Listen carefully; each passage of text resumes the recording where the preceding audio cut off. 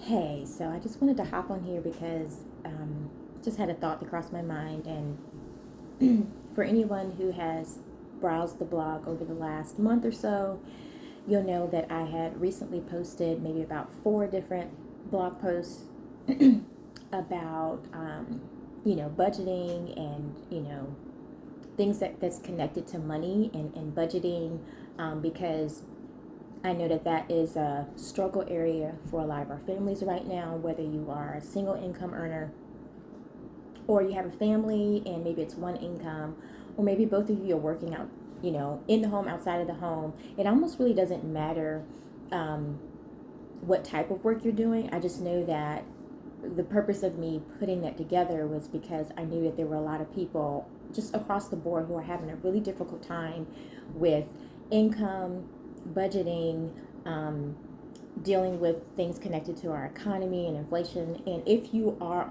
the lower end of income, which is also currently my situation on the lower end of income, and a single income earner in my household, the impact has been just I'd say almost for a reason, it's just been almost unbearable. But what I started doing last year, and it's been a full cycle of a year now, I scaled back. I'm usually a planner. I like to plan ahead, as far in advance. And let me back up a little bit. Even in 2012, I was working, I had like a regular full time job. Um, but I had packed my schedule with a whole bunch of things, and so I was very, very busy person. So I say all of that to say that I used to just kind of plan things. And sometimes I would plan things um, that I really didn't need to do but just wanted to do, because the whole idea of being productive and productivity and stuff was like a really big thing, back then, before we knew that it was like killing us all.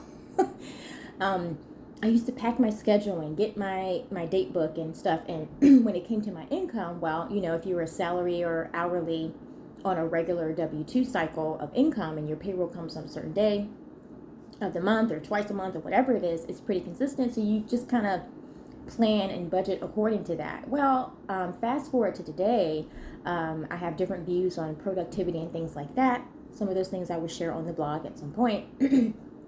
But to bring it back to budgeting and things like that, when my income significantly changed in 2021, and I found myself not only not having the income that I needed to meet all of my needs, but also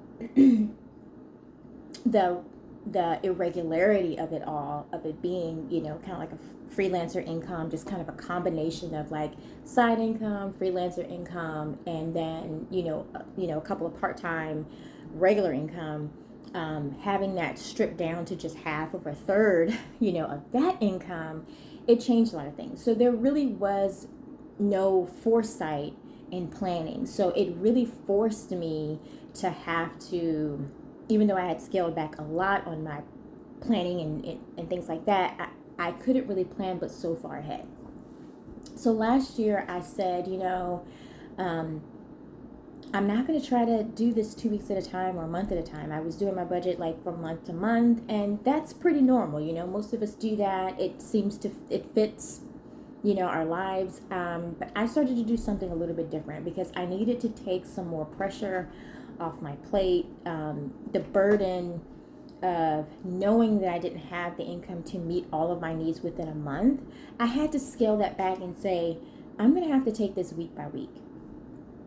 Okay, and then focus on what's due week by week. Yeah, I look at the big picture of things and I know what's due in the month, but as far as what I could do towards those financial obligations, I would have to take it week by week.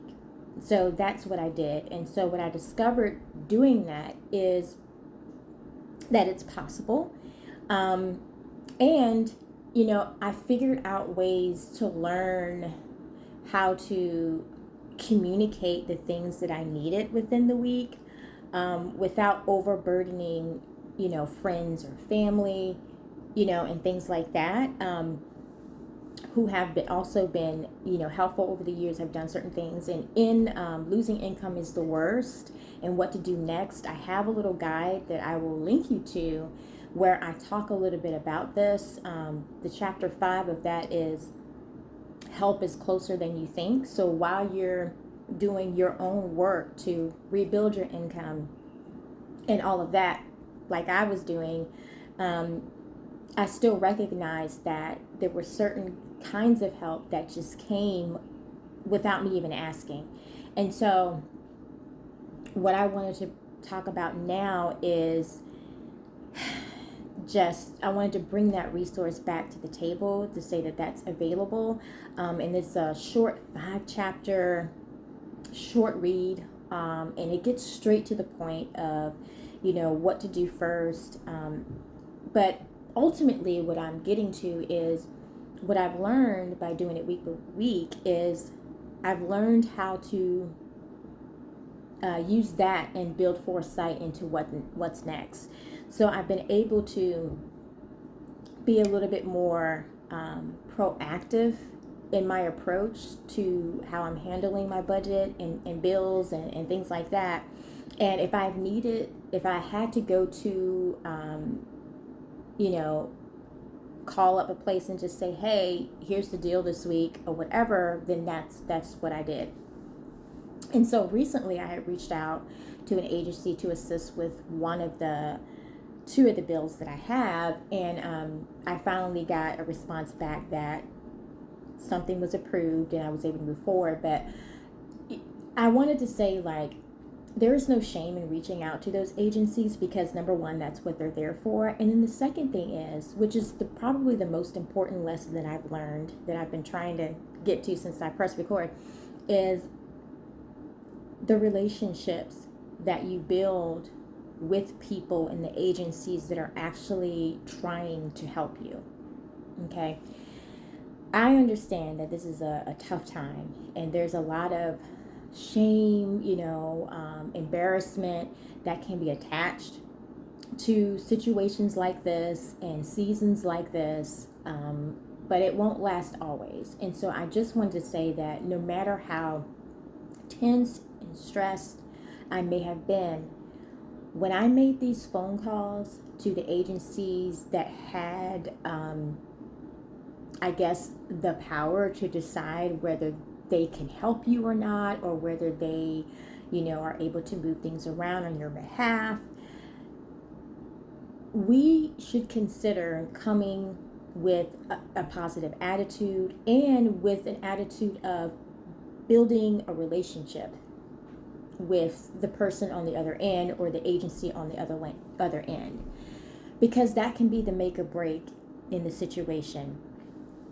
So recently, I will say that I made a call to one of the utilities that I have back in August when I applied for some assistance with this bill, because I was seeing, like, after doing my budget weekly and tackling, everything on a weekly basis, I was just kind of like, I don't think that I'm going to clear this bill within the next week or two or within the next 30 days.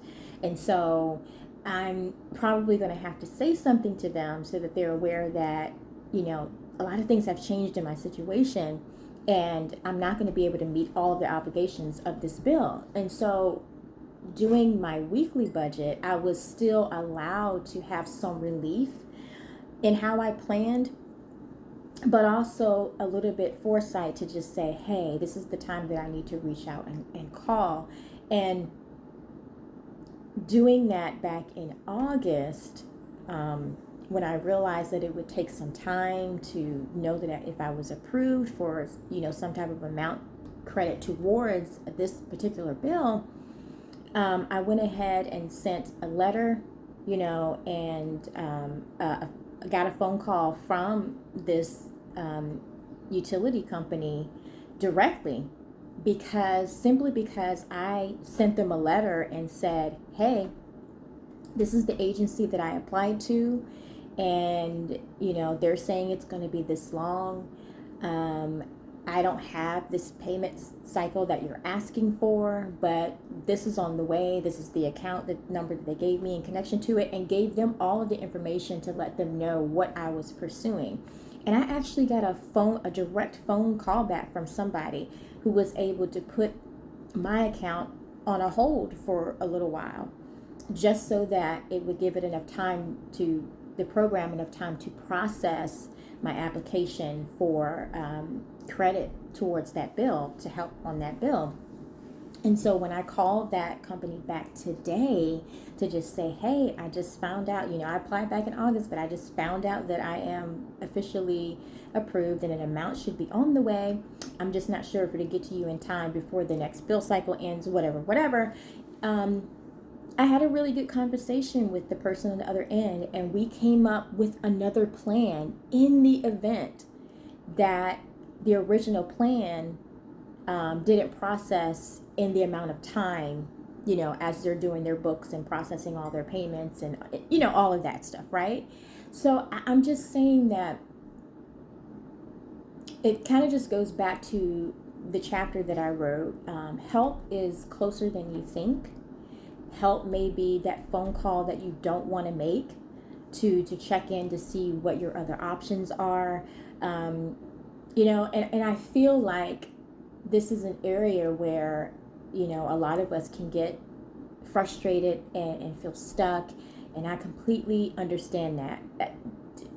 You don't have to tell me, because, there are many days where I'm like, I don't want to pick up the phone and tell, another utility company that I can't make this payment, I can't make it right now, or I have to push it off or whatever. But at the end of the day, there's a lot of flexibility out there, and we're just going to have to lean into that and pick up our phones and make that phone call, and write those letters. So I'm saying all this to say that part of what I've written in Losing Income is the Worst and What to Do Next touches on that. And I'll be revising that. And this is a free resource. I'll be revising that to add in the other things that I learn along the way in this process that will just help you feel a little bit better about moving forward in this season. I'll give another example. Which is also a part of this guide that I have, my rental agency about a year or so back had introduced me to a possible rent assistance, which I tapped into 2 different times to help supplement and kind of like recoup some of the loss so that I could get my income back where it needs to be. And I kept the relationship good with the agency, with the leasing agent office, and gave notes and updates and progress notes on things that I tapped into. I let them know where my income fell for that particular month that we were in, so they know what to expect, things like that.